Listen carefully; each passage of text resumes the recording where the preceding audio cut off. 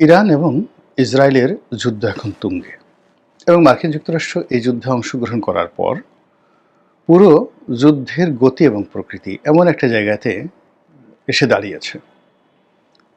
সেক্ষেত্রে ইরান ছিন্ন বিচ্ছিন্ন হয়ে যাবে। ইরানের বর্তমান রেজিম তারা পরাজিত হবে। আবার সেই 50-এর দশকে যেভাবে আমেরিকা তাদের একটা পুতুল সরকার সেখানে তারা প্রতিষ্ঠা করেছিল রেজা শাহ পাহলভির নেতৃত্বে, ওইরকম রেজা শাহ পাহলভি তার যে ছেলে অথবা তার বংশধরের মাধ্যমে নতুন আরেকটা ডাইনেস্টি তৈরি হবে, জাস্ট লাইক সৌদি আরবিয়ার মতো, দ্য কিংডম। এবং যদি আমেরিকা সেটা ব্যর্থ হয় করতে এবং যদি ইরানের পক্ষে বিশ্বের অন্য পরাশক্তিগুলো এবং মিত্র শক্তিগুলো দাঁড়ায়, তাহলে আলটিমেটলি একটা বিশ্বযুদ্ধ শুরু হয়ে যাবে। এবং বিশ্বযুদ্ধ যখন শুরু হবে সেই সময় ইরানের এই যুদ্ধের ফলে যেটা আটলান্টিকের অপর পাড়ে যারা কিনা এখনো পর্যন্ত বড় কোনো যুদ্ধ বিগ্রহ এবং যাকে বলা হয় কোনো মহাযুদ্ধ দ্বারা আক্রান্ত হয়নি, সেটা ল্যাটিন আমেরিকা বলেন কিংবা উত্তর আমেরিকা বলেন, অর্থাৎ এবং ক্যারিবীয় দ্বীপপুঞ্জের রাষ্ট্রগুলো বলেন, তারা এই প্রথমবারের মতো ইতিহাসে আমেরিকার কারণে তছনছ হতে যাবে। কিউবাও বাদ পড়বে না।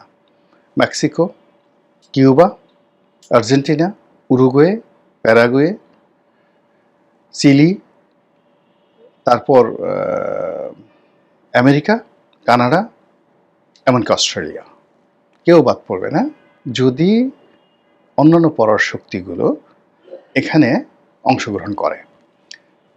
দ্বিতীয় বিশ্বযুদ্ধ এবং প্রথম মহাযুদ্ধ এটা মূলত এশিয়া এবং মধ্যপ্রাচ্যের মধ্যে সীমাবদ্ধ ছিল, কিন্তু এবার এমন একটা জায়গাতে চলে এসেছে যে পুরো মধ্যপ্রাচ্য, মধ্য এশিয়া, তার সকল দেশের মানচিত্র তছনছ হয়ে যাবে। সৌদি আরবিয়া থেকে শুরু করে সবাই, মধ্যপ্রাচ্যের সঙ্গে সঙ্গে মধ্য এশিয়া মানে রাশিয়া থেকে শুরু করে অন্যান্য ইউক্রেন এবং অন্যান্য যে সকল স্বাধীন রাষ্ট্র রয়েছে, মুসলিম রাষ্ট্র রয়েছে, যেগুলোকে আমরা সিআইএস কান্ট্রি বলি, সব তছনছ হয়ে যাবে যদি ইরান পরাজিত হয়। এবং একই সঙ্গে চীনটাও খণ্ড বিখণ্ড হয়ে যাবে, কোনো সন্দেহ নেই।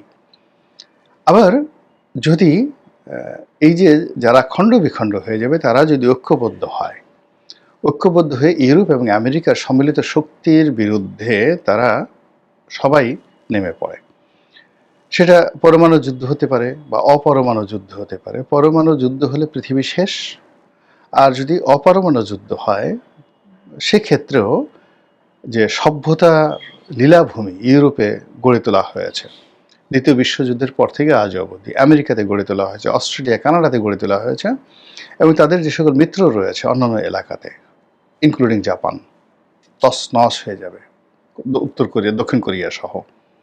মানে এই ঘটনা শুরু হওয়ার পর দেখবেন যে 24 ঘন্টার মধ্যে উত্তর কোরিয়া দক্ষিণ কোরিয়া দখল করে ফেলেছে, এতে কোনো সন্দেহ নেই। এমনকি উত্তর কোরিয়া এবং চীন তারা জাপান দখল করে ফেলবে, তাইওয়ানের অস্তিত্ব থাকবে না, তাইওয়ান সঙ্গে সঙ্গে ফরমোজা তারা দখল করে ফেলবে। এই যে একটা ক্রান্তিকাল যাচ্ছে, মানে এর মাঝামাঝি কোনো কিছু নেই, এক্সট্রিম পর্যায়ে চলে গেছে আমেরিকার এই আক্রমণের পরে। তো এটা নিয়ে আমেরিকার যারা লোকজন বা ইউরোপের যারা লোকজন চিন্তা জগতে তারা কি ভাবছেন, এই বিষয়গুলো আমি ইন্টারনেটে ঘাটাঘাটি করার চেষ্টা করি।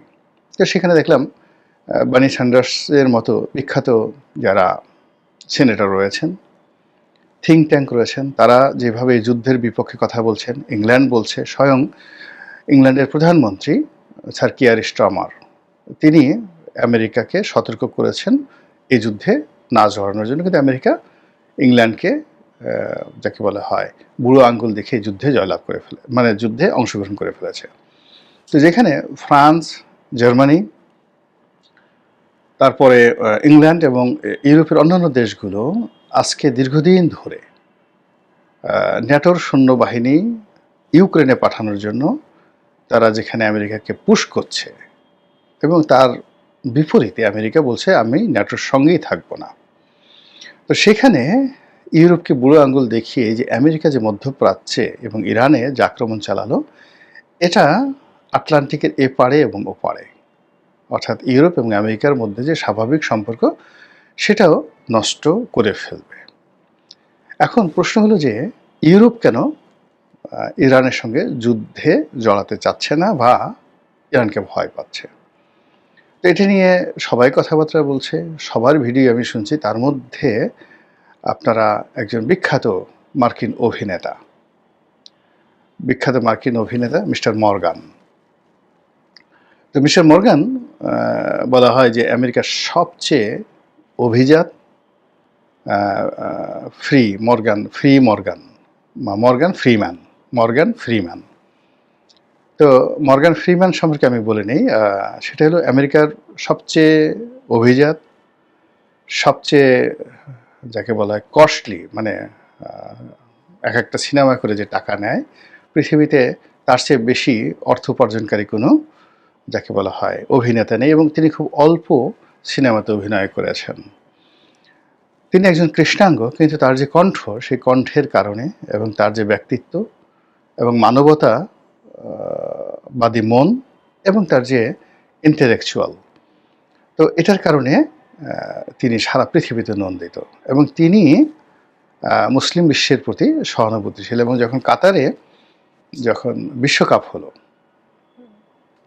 মানে সেই বিশ্বকাপ হলো, এবং সেখানে কাতারের একটা যাকে বলা হয় পঙ্গু শারীরিক প্রতিবন্ধী এক কোরআনে হাফেজ, তার সঙ্গে ওই যে কালো মানুষটি মর্গান ফ্রিম্যান, যিনি মঞ্চে উঠেছিলেন এবং কথা বলেছিলেন, সেই ফ্রিম্যান তিনি এই যুদ্ধ নিয়ে তার যে চিন্তা চেতনা, মানে এখানে আসলে মূলত তার কণ্ঠটাকে এআইয়ের মাধ্যমে ব্যবহার করা হয়েছে, তিনি বলেননি, কিন্তু তার যে চিন্তা, মানে ওখানে যারা এই ভিডিওটি তৈরি করেছেন তারা হলো যে ইন্সপায়ার্ড বাই দ্য মানে মর্গান ফ্রিম্যান। তো আমি সেটা মনোযোগ সহকারে শুনলাম, এবং সেখানে তিনি যে জিনিসটা বলার চেষ্টা করছেন যে আমেরিকা এবং ইরান কেন, মানে আমেরিকা এবং ইউরোপ কেন ইরানকে ভয় পাবে বা ভয় পাওয়া উচিত, এরকম একটা কথা। আমেরিকার সঙ্গে আসলে ইরানের কখনো এরকম যুদ্ধ হয়নি। শুধু ৮০-র দশকে যখন নতুন একটা বিপ্লবী সরকার এলো আয়াতুল্লাহ খামেনি, তখন সেই সরকারটিকে ক্ষমতাচ্যুত করার জন্য আমেরিকার সর্বশক্তি নিয়োগ করেছিল। তখন মোসাদকে দিয়ে, ইসরায়েলকে দিয়ে, ইরানকে দিয়ে, ইরাককে দিয়ে, অন্যান্য আরব রাষ্ট্রকে দিয়ে, এমনকি সৌদি আরবকে দিয়ে, এবং সরাসরি তারা তাদের নিজস্ব যে রিসোর্স রয়েছে, সর্বশক্তি তারা ব্যবহার করেছিল, সিআইএ, পেন্টাগন। কিন্তু ওই সময়টাতে, বিপ্লবের ওই সময়টাতে ৮২-৮৩ সনে ইরানের যে দৃঢ়তা ছিল, সেই দৃঢ়তার কারণে তারা পারেনি, উল্টো তিনটি ঘটনা তারা ঘটিয়েছে ইরান। অর্থাৎ তারা সেই যে আমেরিকান যে বেজগুলো আছে সেখানে আক্রমণ চালিয়েছে, এবং বহু সংখ্যক আমেরিকান সৈন্যকে তারা গ্রেপ্তার করেছে, এবং ইরানে যে মার্কিন দূতাবাস ছিল সেই দূতাবাসকে তারা দখল করে প্রায় ৭৭ জন 77 মার্কিন নাগরিককে তারা জিম্মি করে ফেলেছিল। এবং এটা করা হয়েছিল সেই যে ইরানের যে তখন ছাত্র যারা নেতা ছিলেন তাদের মাধ্যমে। ইরানের কাছে নাকে খত দিয়ে আত্মসমর্পণ করে, তাদেরকে টাকা দিয়ে, পয়সা দিয়ে, তাদের সঙ্গে চুক্তি করে, তারপর যাকে বলা হয় আমেরিকাকে ইরানের সঙ্গে তখন ওই মুহূর্তে দফারফা করতে হয়েছিল। এইভাবে বহুবার, মানে ইরানের সঙ্গে সরাসরি যুদ্ধ আমেরিকা করেনি, কিন্তু তালেবানদের বিষয় নিয়ে যখন তারা খুবই বিপর্যস্ত অবস্থার মধ্যে পড়েছিল, এবং যখন কান্দাহার তালেবানরা দখল করে নিল, ঠিক সেই সময়টাতে সেখানে পুরো আমেরিকার সৈন্যদেরকে রক্ষা করার জন্য তারা ইরানের দ্বারস্থ হয়েছিল, এবং ইরানকে রাজি করিয়ে তারা সেই কান্দাহার থেকে সেই আমেরিকার সৈন্যদেরকে উদ্ধার করেছিল। এবং সর্বশেষ যে আফগানিস্তান থেকে তারা যেভাবে প্রস্থান করেছে এবং কাতারে যে বৈঠক করেছে, এবং সেখানেও কিন্তু তারা ইরানের সহযোগিতা নিয়েছে আমেরিকা।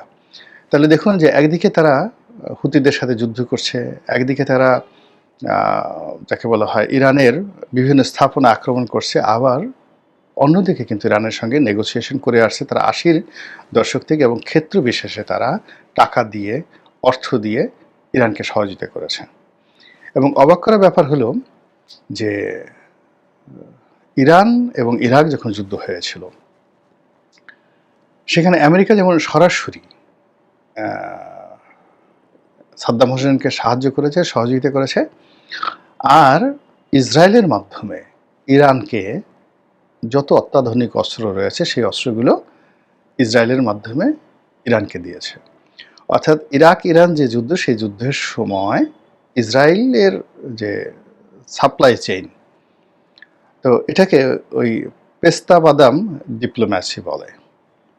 ইরান তার পেস্তা বাদাম দিত ইসরায়েলকে, আর ইসরায়েল অঢেল তাদের যত অত্যাধুনিক অস্ত্রশস্ত্র তারা সেটা ইরানকে দিত।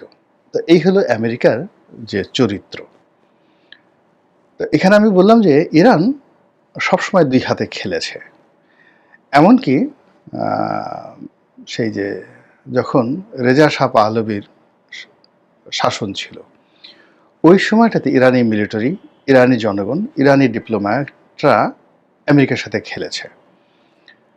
তারা তেল কোম্পানিকে জাতীয়করণ করেছে, মোসাদ্দেককে প্রধানমন্ত্রী বানিয়েছে, শাহকে দেশ থেকে তাড়িয়ে দিয়েছে, আবার শাহকে এনেছে মোসাদ্দেক ক্ষমতা চলে যাওয়ার পর। অর্থাৎ সেই যে মানে প্রথম মহাযুদ্ধের পর থেকে এখন পর্যন্ত আমেরিকা এবং ইরান সেখানে একই সঙ্গে তারা ডিপ্লোম্যাসি করেছে, একই সঙ্গে যুদ্ধ করেছে, আলোচনার টেবিলে বসেছে, এবং প্রায় সব ক্ষেত্রে প্রথম মহাযুদ্ধে থেকে আজ পর্যন্ত একটা সিঙ্গেল জায়গাতে আপনারা দেখাতে পারবেন না যে আমেরিকা বিজয়ী হয়েছে।